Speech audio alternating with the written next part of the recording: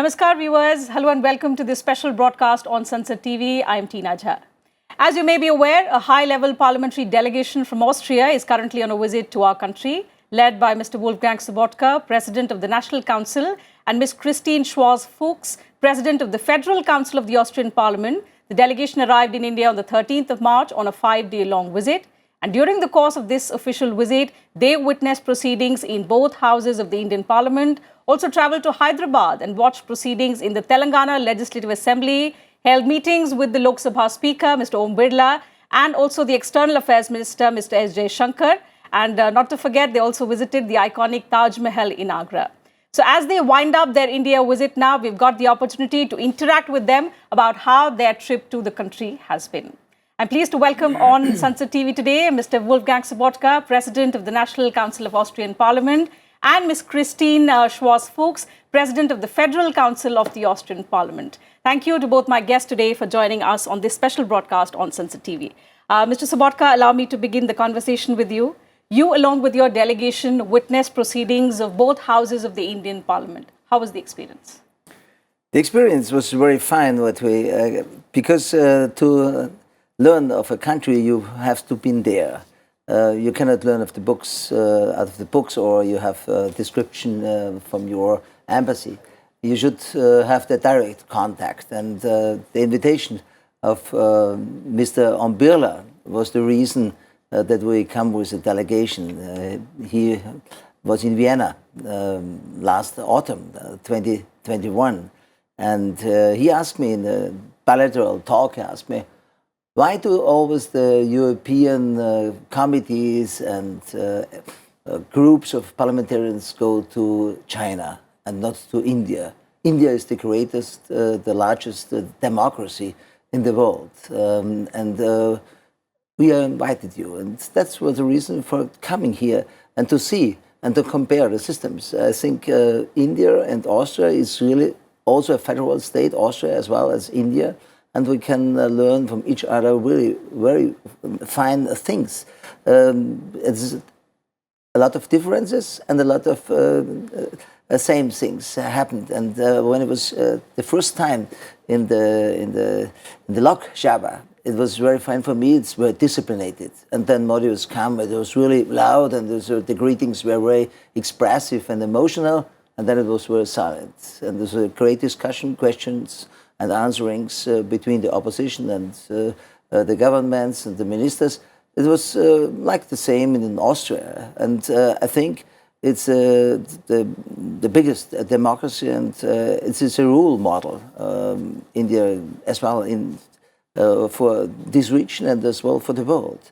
To reign such a country with a democracy system, it's really a challenge. And you see that the progress in the last years were very fast, and we see that India has changed in the last 20 years very much, and we appreciate to be here and to strengthen our relation. That's the reason why I'm here.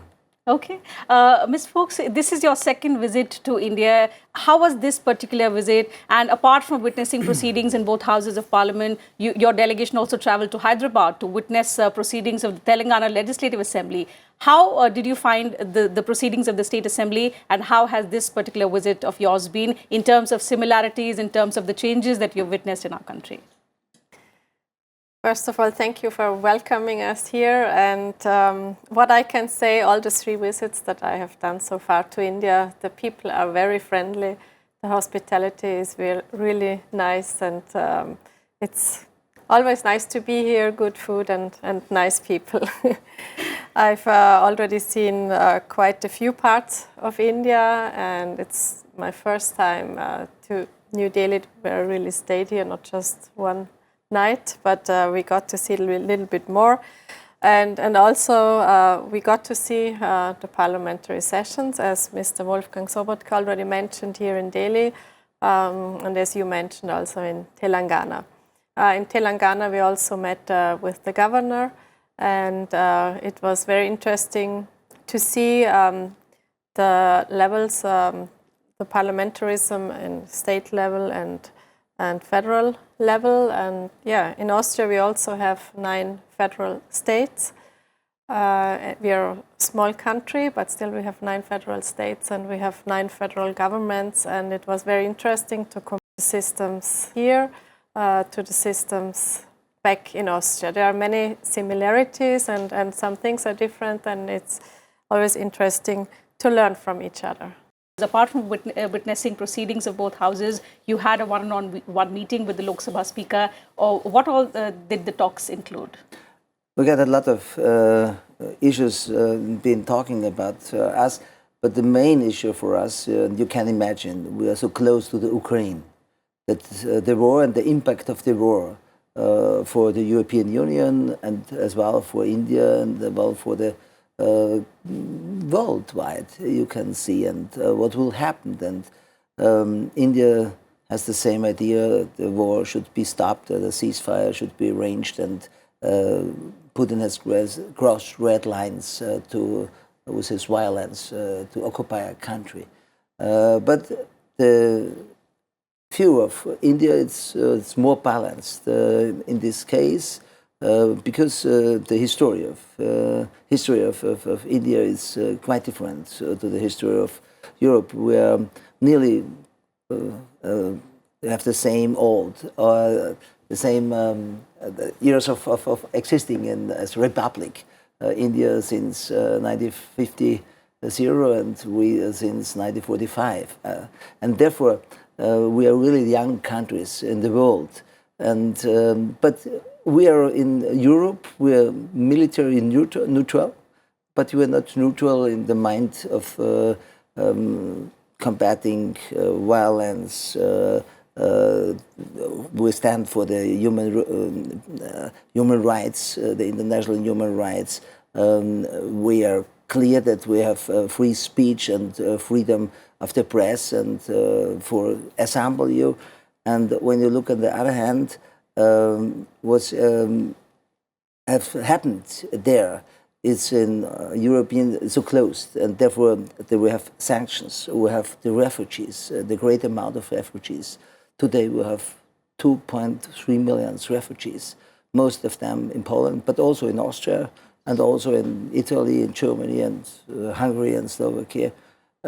Therefore, it's really a great impact. But when you look at the situation of the prices of the grains and the wheats especially, or when you see, we have heard that India gets 85% of flour sun oil from the Ukrainians. Then we can see that also has an impact here, and therefore we agree that the ceasefire is the most important target we should reach, and the voice of India is very important in these days. That's what's one of the most important issues we discussed. And the second hand, it's the bilateral relations, especially in the economical field, because India has done very well in the field of digitalization, has really special companies, and there could be a good example for Austria to connect them with our small companies, of really engaged companies. And the next time our foreign minister will come with an economical delegation with head of the companies to see what's going on, because now we have 150 companies really invested in India with partners and also alone, and they will see that could be really advantage for both countries in the future. And therefore it was one of our most important targets, and we opened our honorary consulate in Hyderabad, and it was really amazing situation for us. Absolutely. So since we're talking about our relationship, Ms. Fuchs, let me ask you, our relationships go back to 1949. What, according to you, is the biggest pillar of our relationship? Well, there are several important pillars of our relationship. For example, tourism. Austria has become a popular travel destination for many Indians before the pandemic, and we hope that Indian tourists will come back after the pandemic. Yeah, there are many efforts to revive the tourism after the COVID crisis. And also cultural exchange, especially in areas like music and concerts. But there's also cooperation in science, and that's also an important pillar of our relationship. There is a bilateral science agreement, has been since 2007. Absolutely. You mentioned the cultural connect between India and Austria. And if I could ask you, sir, both India and Austria have vibrant cultural traditions. In fact, as she mentioned, our cultural exchanges in recent years have been quite intense. How do the people of Austria look at this cultural connect between both our countries? When you look at the 70s and the 80s of the last century, a lot of Austrian peoples, young peoples, come to India. They loved Indian music. They had the idea it's a total different country from us, and they brought the music of India with us. I joined the sitar concert of Jaishankar in Vienna, and we see that the instruments of the Indian music will be used, especially in Austria, for music therapy.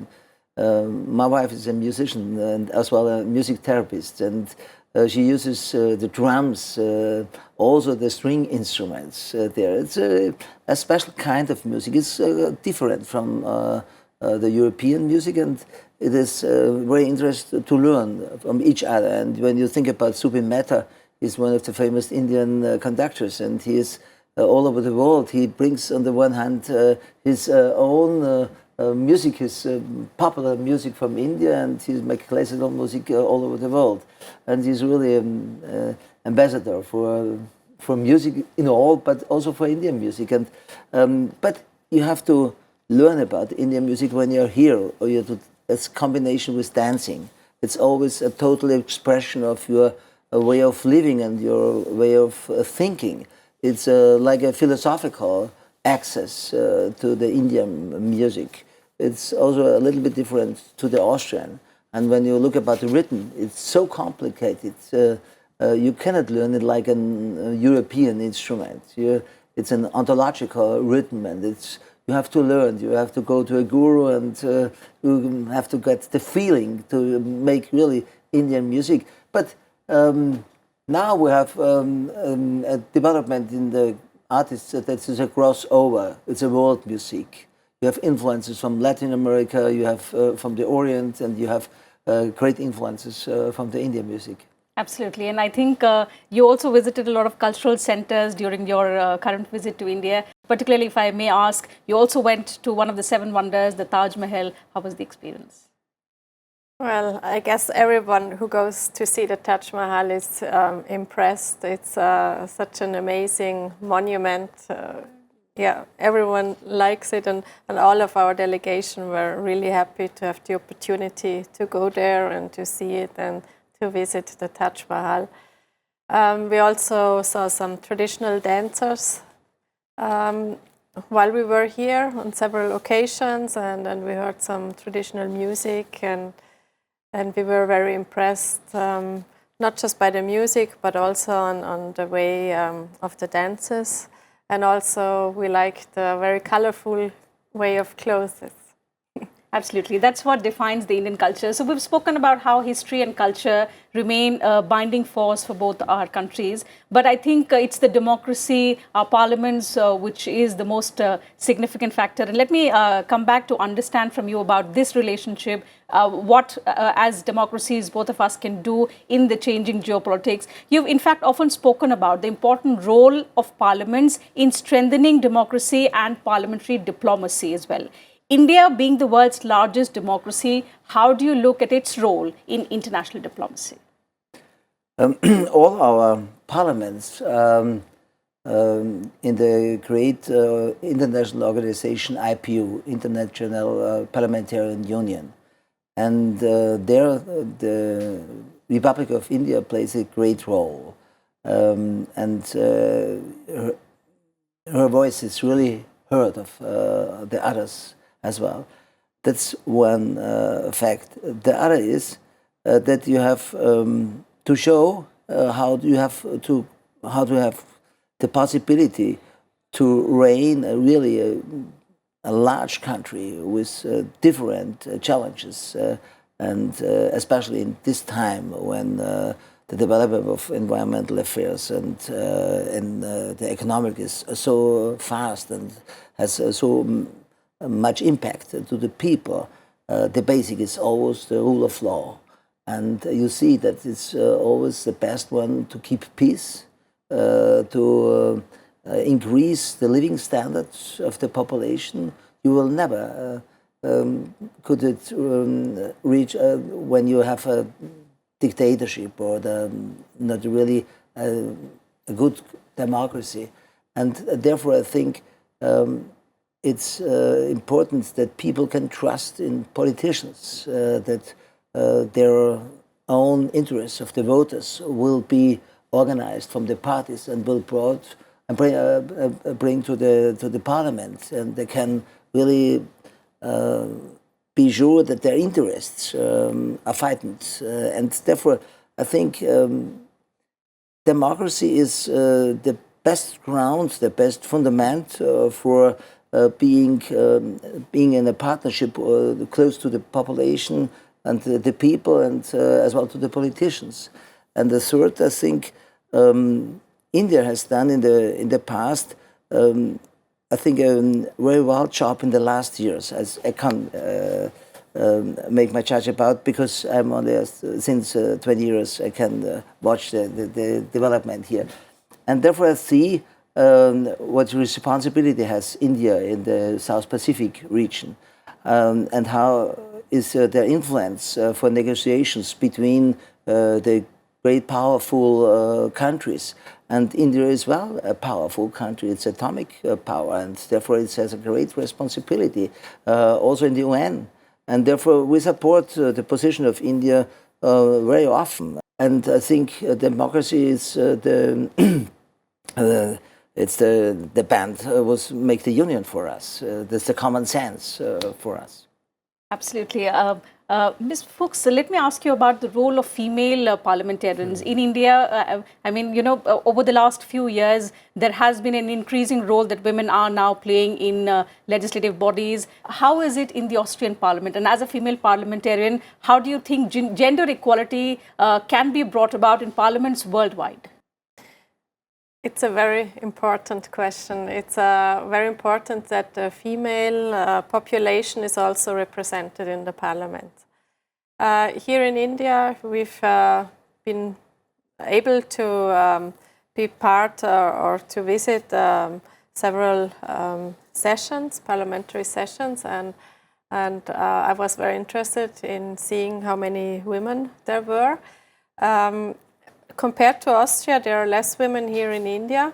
In Austria, in the lower house as well as in the upper house, there are more than 40% female members of parliament. But I heard, we were also talking about this topic with the governor of Telangana, and she told us that things are advancing here as well, and that you're also working on this very important issue, and that more and more women are also going into politics, which I believe is very important, so that women are also represented in the politics. Absolutely. When we talk about inclusive parliaments, I think this is one aspect that all democracies must work together. She mentioned it always. In every talk, she make the finger put on this point. Very important, because I think this is one aspect which is often discussed in the Inter-Parliamentary Union addresses as well.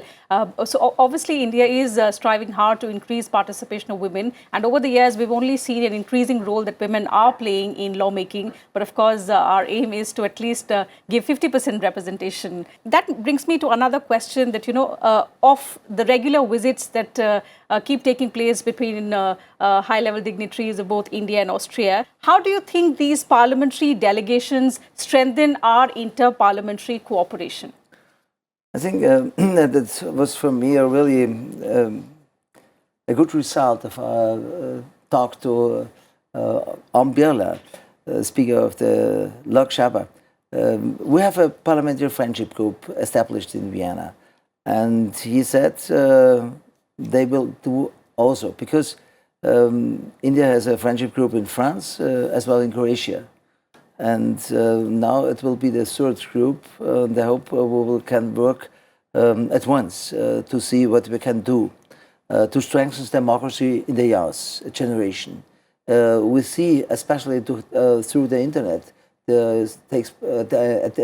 radicalization took place in the past, and it get higher and higher in the rate. And therefore it is important to show to the youth what is important for the democracy, and therefore we can learn from each other in this field. On the other hand, I think we can, with the friendship group, we can strengthen our relation in different kinds of politics, as well, especially in the cultural field, especially in the question of research and cooperation in education. We had a lot of cooperation with the universities. What are the kind of progress that both countries are making in the digital domain, also areas like green growth? These are, I think, vital aspects that you discussed during your meeting with the External Affairs Minister as well. I think it's necessary that when you look about the climate situation, it is an issue for all of us, and we have special targets to reach. We make international conferences, and all of us sign the papers afterwards. But the steps to these targets are very, very heavy to reach, and there are many things cannot do in the form like they promised in the past. The foreign minister also told us that it's necessary that we have, when we have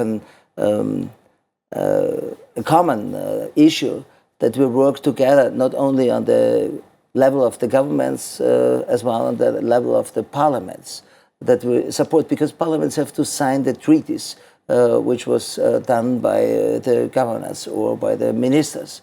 And therefore, it's, I think when the parliamentary diplomacy is supporting the governments, the understanding to the people is better, and they can accept it, and that's our role in this way. Certainly. Before I wind up, and as you also are on your final leg of the visit to India, if I could ask you about one significant takeaway, what has been the fondest memory that you are carrying as you head back home? Well, a very fond memory is that we met so many interesting people, and that we could also get in contact with business people here in India, especially in Telangana. We had a very interesting dinner. And we were talking about strengthening our ties between the two countries, and we are planning to come here again with a delegation of Austrian business people, and hopefully we will then also have a delegation of Indian business people coming to Austria, so that we can try to, exchange experiences, and also try to help Austrian companies enter into the Indian market. We have many hidden champions, medium-sized companies that are specialized in, for example, green technology, which we heard is very interesting for the Indian market. So this could be a good opportunity for Austrian companies. And we also heard that the unemployment rate here is rising. You have many young people, the population is growing here, so I guess India is also happy if new companies and new job opportunities Certainly. are coming to India. Demographic dividend is our strength, but of course the pandemic has dealt a severe blow to world economies. We are of course now returning towards normalcy. But one question that I could ask you related to the pandemic was, the last 2 years everything was disrupted, even the parliamentary functioning. In India, a number of steps were taken both by the Rajya Sabha chairman and the Lok Sabha speaker to facilitate the normal functioning of the parliament. So there were of course staggered timings of both parliaments, and COVID protocol was something that had to be followed by each and every member of parliament. If I could understand from you, how did Austria deal with this? You also have a bicameral legislature. During the 2 years of the pandemic, how did the functioning of the parliament take place? the Parliament was always in function in this period. It is only in the very beginning of the pandemic there was a meeting, not with the full members of the Parliament, who made a quotation about an arrangement. Afterwards, always all the members of Parliament were meet for the plenary sessions as well for the committee meetings, and the committee meetings, especially the plenary sessions, got more. And it is for us, especially during the pandemic, the politicians had to work much more, also in the Parliament, because the obligations of the government has to be done in the Parliament as well. And therefore we had, I think, more sessions in this time. And it is necessary because people should trust on the democratic standards and the democratic procedure. So now as we rebound from the pandemic, but of course into a very, very fast changing geopolitical world, what is the kind of future you see for India-Austria relationship? And I think India will play a great role in this area as well, in the South Asia, India, South Asia area, as well in the world. I think it's not only to your size, it's the influence in, especially in the digitalization, and I should mention it once more, because that's the great challenge for democracies. And when you look about our continent, and therefore we have to be very critical with us. We have no really great company for social media in Europe. We have no rating agency. We have the situation that we have not really in the digital artificial intelligence the best researchers. And therefore, I think it's India is really on the top in this field, and therefore will play a key role, I think, in the future. And therefore, it's necessary to cooperate with India. That's on one hand. On the other hand, I think it could be for us a great possibility to bring our best practice examples in environmental products to India, because we see a lot of possibilities to be against in waste management, in air improvements, in the field of infrastructure.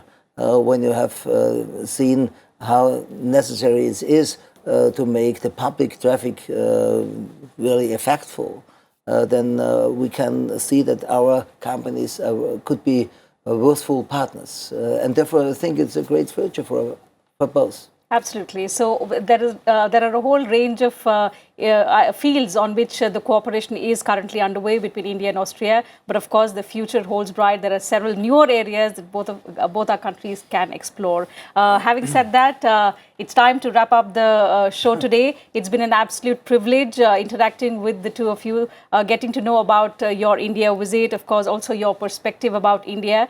We are glad and we are hopeful that you're carrying good and fond memories from here. I would like to thank you once again for joining us today, sparing time, interacting with us and our viewers as well. So it's been a pleasure and a delight to have you on Sansad TV. So that's it from us on the program today. Thanks very much to all our viewers as well for their time.